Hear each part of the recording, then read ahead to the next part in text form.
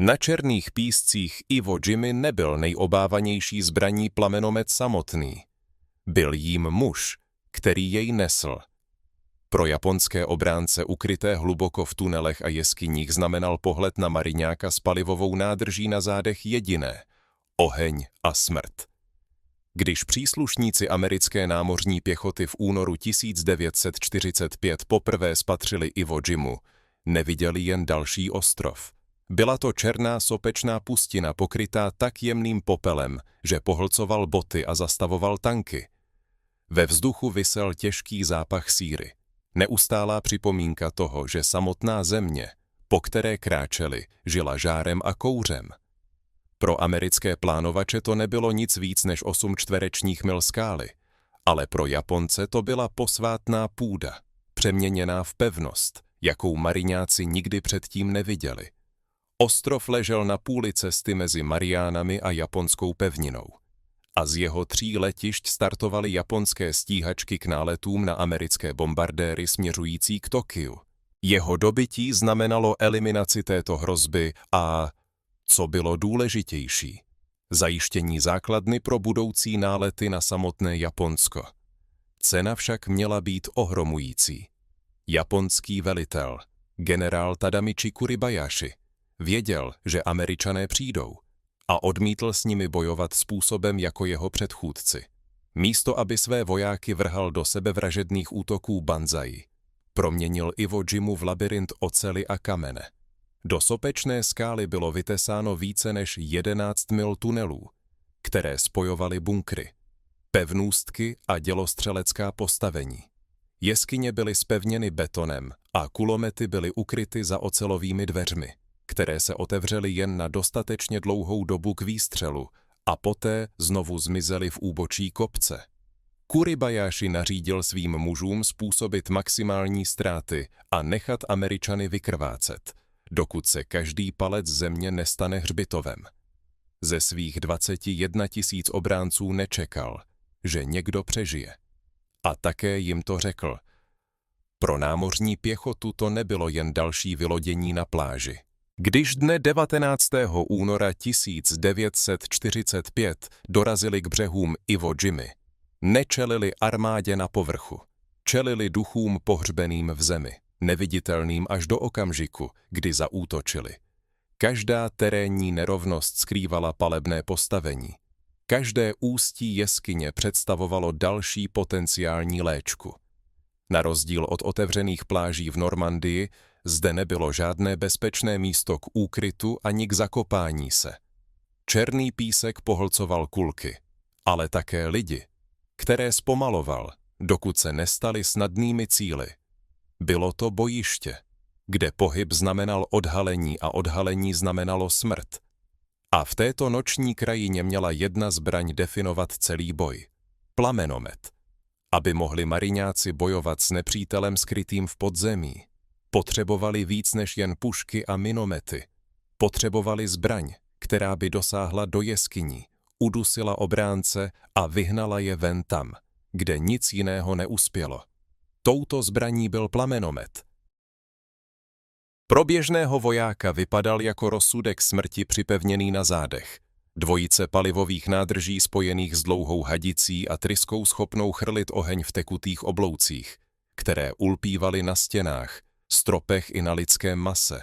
Jeden výšlech mohl trvat jen několik sekund, ale v těchto okamžicích dokázal proměnit jeskyni plnou obránců v peklo. Plamenomet se stal jedinou zbraní, které se Japonci skutečně báli. A zbraní. O níž mariňáci věděli, že její obsluhu předurčuje k smrti. Taktická role plamenometu byla přímočará, ale brutální.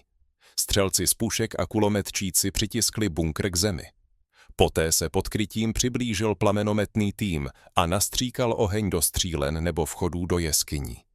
Plameny spotřebovali kyslík uvnitř a udusili obránce, i když nebyli upáleni zaživa. V některých případech byla zbraň používána v kombinaci s demoličními náložemi. Tlumokové nálože byly vhozeny okamžitě po výšlehu ohně, aby postavení navždy uzavřely. Bylo to efektivní, děsivé a v mnoha ohledech nelidské. Japonští obránci jej popisovali jako nejhrůznější zbraň na bojišti. Horší než dělostřelectvo, horší než tanky, protože nenechal nic nedotčené. Pro samotné mariňáky bylo nošení plamenometu paradoxem. Na jedné straně jim dával obrovskou moc, schopnost umlčet postavení, které celá jejich četa nedokázala zlomit. Na druhé straně z nich dělal maják pro každého japonského odstřelovače. Díky charakteristické siluetě nádrží byli okamžitě rozpoznatelní a každý obránce přesně věděl, co musí udělat. Když nějakého uvidí, zabít muže s plamenometem za každou cenu. Veteráni později vzpomínali, jak krátká mohla být v těch chvílích naděje na přežití. Někteří operátoři vydrželi po svém odhalení jen několik minut. A přesto, i přes nebezpečí. Byly plamenometné jednotky nezbytné. Celé jeskyní komplexy padly jen proto, že jediný mariňák byl ochoten připoutat si pekelný oheň na záda a vykročit vpřed přímo do tlamy nepřítele. Pro japonské obránce na Iwo Jimě neexistovala děsivější zbraň než plamenomet. Dělostřelectvo se dalo vydržet, kulkám se dalo vyhnout, ale oheň neměl slitování. Když proud z plamenometu vtrhl do jeskyně, zaplnil každý kout tekutým plamenem, který se plazil po stěnách, odkapával ze stropů a během několika sekund pohltil kyslík. Dokonce i ti, kteří nebyli přímo popáleni, se často udusili a lapali po vzduchu, zatímco je pohlcoval kouř a žár.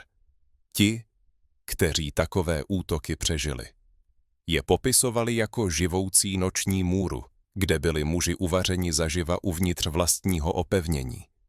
Být uvězněn v tunelu s ohněm, který se na vás řítí. Nebyla jen smrt, byla to hrůza a vryla se do mysli každého, kdo jí byl svědkem. Tento hluboký strach formoval chování Japonců na bojišti. Vojáci přísahali, že operátory plamenometů zabijí především ostatní. Odstřelovači byli vycvičeni k tomu, aby v chaosu bojiště hledali specifickou siluetu muže nesoucího dvojité palivové nádrže. Kulometčíci okamžitě přenesli palbu, jakmile se objevil plamenomet. Dokonce i důstojníci naléhali na své muže, aby tyto vojáky upřednostňovali a považovali je nejen za nepřátele, ale za monstra. Pro mnohé obránce byla tato nenávist spojena i s kulturní rovinou. V japonské tradici byl oheň často spojován se zkázou a potupou. Zemřít v plamenech bylo považováno za hanebný konec, který vymazal důstojnost válečníkovi smrti v bitvě.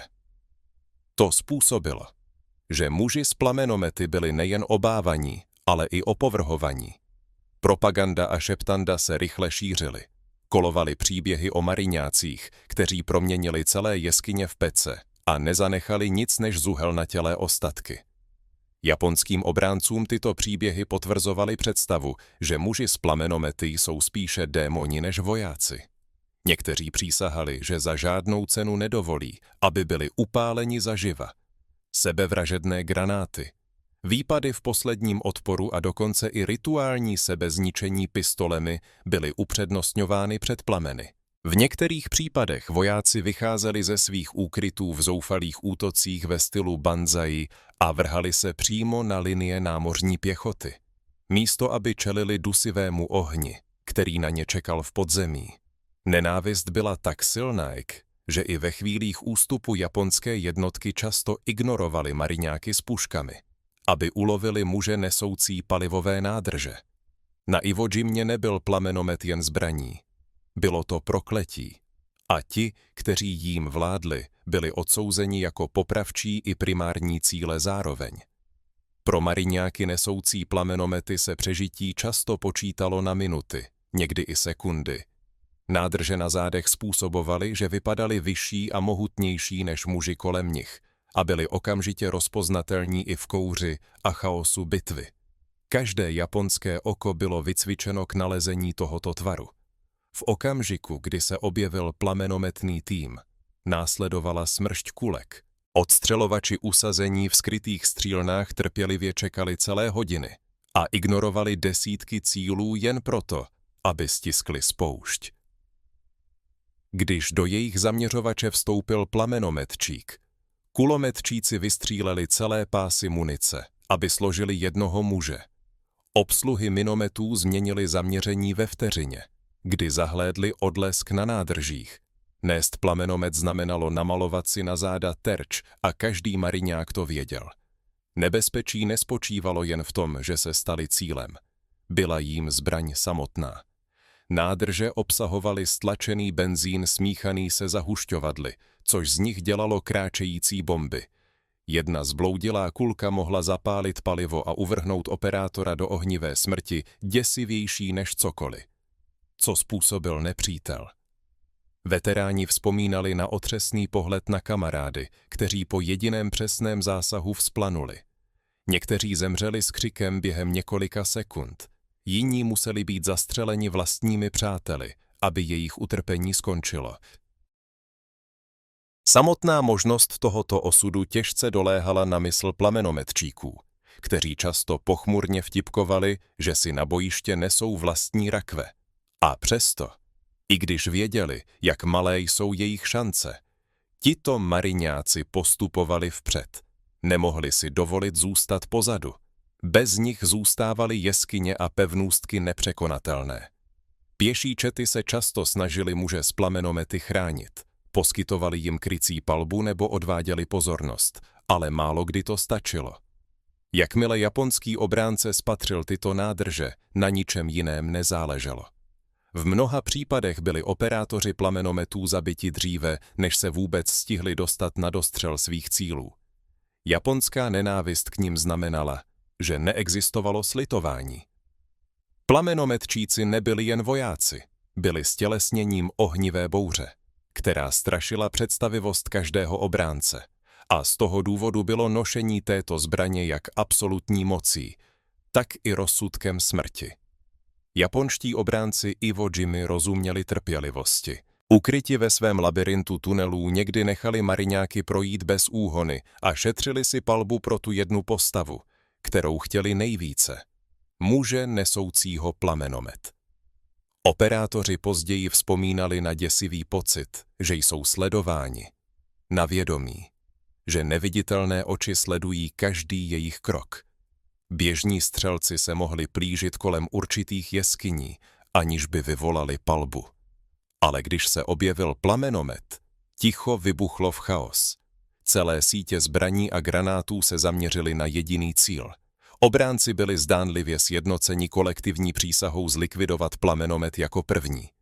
Pro operátora nebylo nikde bezpečno. Černý písek nenabízel žádné krytí, pouze zpomaloval jejich kroky, zatímco nad hlavami hvízdaly kulky, i když jednotky postupovaly za kouřovou clonou. Muži s plamenomety se často cítili zrazeni svou vlastní siluetou, obrysem nádrží prořezávajícím opar. Mariňáci popisovali infarktové okamžiky, kdy kolem jejich palivových nádrží zasvištěly svítící střely. Každý těsný zásah hrozil, že je promění v lidské pochodně. Pro některé tento osud přišel rychle. Jedna kulka prorazila nádrže, následoval záblesk světla a muž byl pohlcen plameny. Svědkové byli těmito scénami poznamenáni a vzpomínali na kamarády svíjející se v ohni, zatímco ostatní křičeli v bezmocném vzteku. Ale hrůza tím nekončila. Japonští obránci občas podnikali zoufalé výpady z tunelů a nepozorovaně se plazili pod povrchem, aby přepadly plamenometné jednotky z boku nebo ze zadu. Ve stísněném chaosu Iwo Jimy si operátoři často neuvědomili, že jsou cílem, dokud jim u nohou nezarachotily granáty nebo do nich neudeřila palba z pušek z nepravděpodobných úhlů. Tyto léčky vytvářely okamžiky brutálního zoufalství. Operátoři odhazovali své zbraně, aby vytasili pistole. Čety spěchali chránit odsouzeného muže a v klaustrofobických tunelech propukali přestřelky, kde se přežití měřilo na sekundy. Japonci dokonce přizpůsobili svou taktiku tak, aby maximalizovali strach. Někdy záměrně mířili na nohy nebo ruce plamenometčíků spíše než na nádrže, čímž je zanechali zmrzačené. Ale živé. svědomím. Že oheň připoutaný k jejich zádům si je brzy vyžádá. Tato psychologická krutost odrážela míru nenávisti, kterou plamenomet vyvolával u obránců, kteří viděli své druhy upálené zaživa. Muži nesoucí tyto zbraně nebyli vojáci. Byly to monstra, která musela být zničena za každou cenu. A tak krok za krokem žil každý plamenometčík na Iwo Jimě svědomím, že v okamžiku, kdy bude spatřen, nebude jen cílem, ale kořistí. Bitva o Iwo Jimu se změnila v jeden z nejkrutějších střetů celé války a nikde nebylo zoufalství jasnější než v japonské posedlosti ničením plamenometných jednotek. Odstřelovači, kterým došla munice, neustoupili. Útočili na muže s noži, bajonety nebo dokonce holýma rukama. Někteří obránci se celé hodiny plazili temnými tunely, aby obešli plamenometná postavení a náhle se vynořili ze skrytých východů k sebevražednému útoku. Mariňáci si pamatovali mrazivý zvuk křičících nepřátel vyrážejících ze samotné země a vrhajících granáty na toho jednoho muže, kterého přísahali zabít. Mezi veterány se šeptaly i temnější příběhy. Někteří mariňáci tvrdili, že japonští vojáci, kterým se podařilo zajmout operátory plamenometů, je podrobili mrzačení a vykonali brutální pomstu za hrůzy, které tyto zbraně způsobily.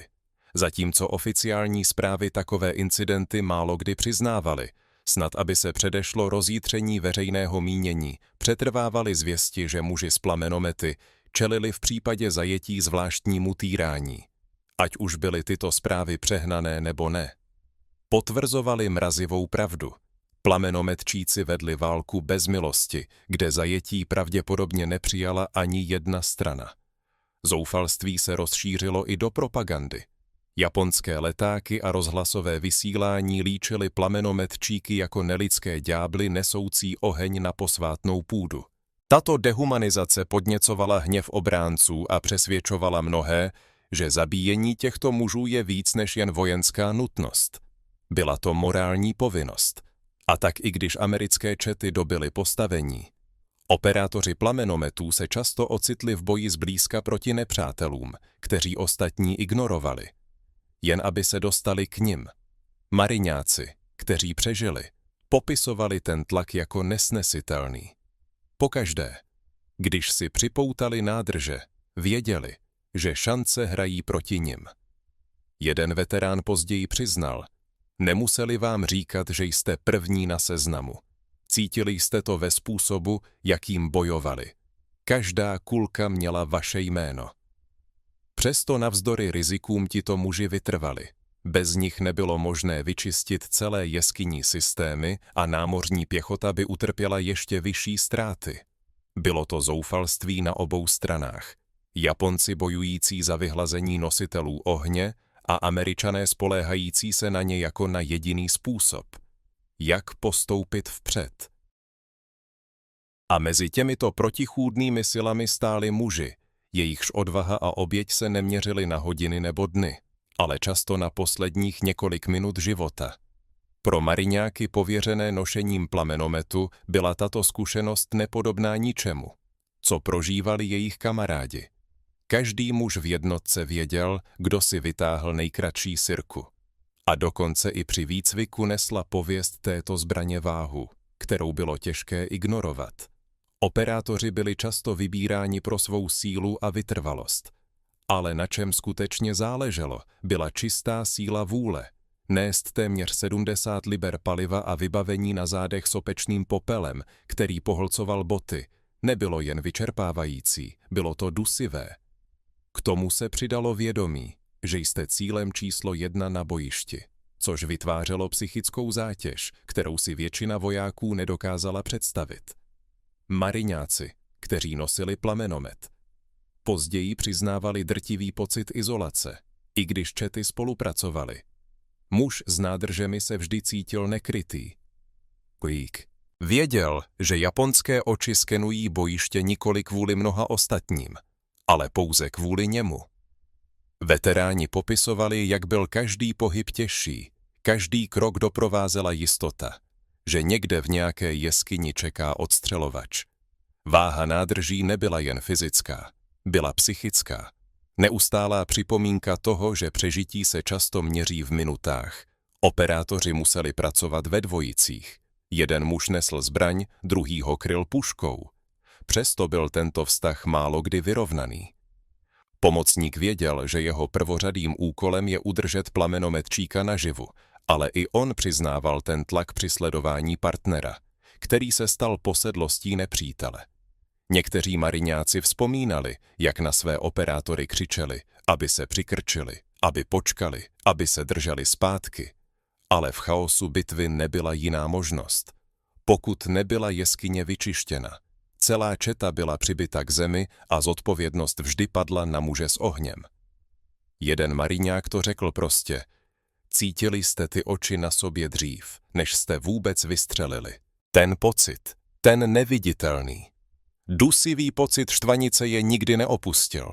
A přesto, i když znali své vyhlídky, tito muži kráčeli vpřed, věděli, že na ně jejich bratři spoléhají. Vyčištění jediné jeskyně mohlo zachránit desítky životů. Krutou realitou bylo, že operátoři plamenometů nebyli jen vojáci, byli to obětovaní. Přijali, že jejich role často znamená smrt, aby ostatní mohli žít. A v tomto přijetí se stali mezi svými spolubojovníky u námořní pěchoty obávanými i respektovanými. Ironií bitvy bylo, že zatímco japonští vojáci nenáviděli operátory plamenometů s nepřekonatelnou vášní, zároveň se jich báli víc než čehokoliv jiného. Celé jeskyně a tunelové systémy obsazené desítkami obránců byly umlčeny během několika sekund jediným výšlehem plamene. Přeživší často volili sebevraždu před zajetím a odpalovali si granáty u hrudi, než aby čekali, až k nim oheň dorazí. Někteří mariňáci popisovali, jak slyšeli tlumené výbuchy uvnitř jeskyní ještě předtím, než vůbec vystřelili, a uvědomovali si, že obránci se rozhodli skoncovat se sebou sami, než aby čelili nevyhnutelnému. Útoky plamenometem vyvolávaly na bojišti řetězovou reakci. Jakmile jedna jeskyně utichla, v okolních postaveních občas vypukla panika. Muži opouštěli tunely, než aby riskovali, že budou ohněm uvězněni uvnitř. Zbraň, ač omezená v dosahu a výdrži, nesla psychologickou váhu mnohem větší než její fyzická ničivost.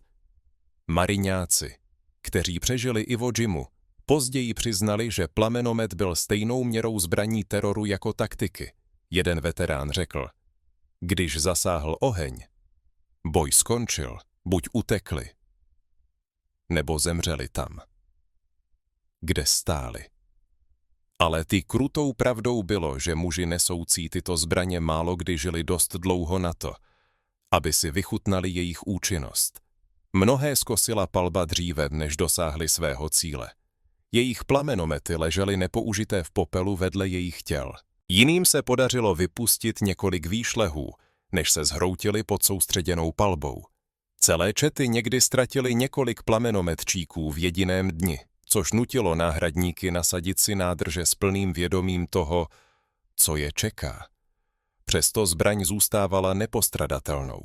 Prostě neexistoval jiný způsob, jak vyhnat obránce ukryté hluboko v bunkrech zpevněných proti dělostřelectvu. Každé vítězství na sopečných svazích Iwo Jimy bylo vykoupeno životy těch, kteří byli ochotni připoutat si na záda bombu a vpochodovat do pekla. Oheň, který nesli. Ukončil odpor bezpočtu japonských pevností, ale cena byla brutální. Za každou umlčenou jeskyni často zaplatil plamenometčík svým životem, čímž všem kolem sebe připomněl, že v noční můře Iwo Jimy bylo přežití vždy pomíjivé a oheň pohlcoval víc než jen nepřítele.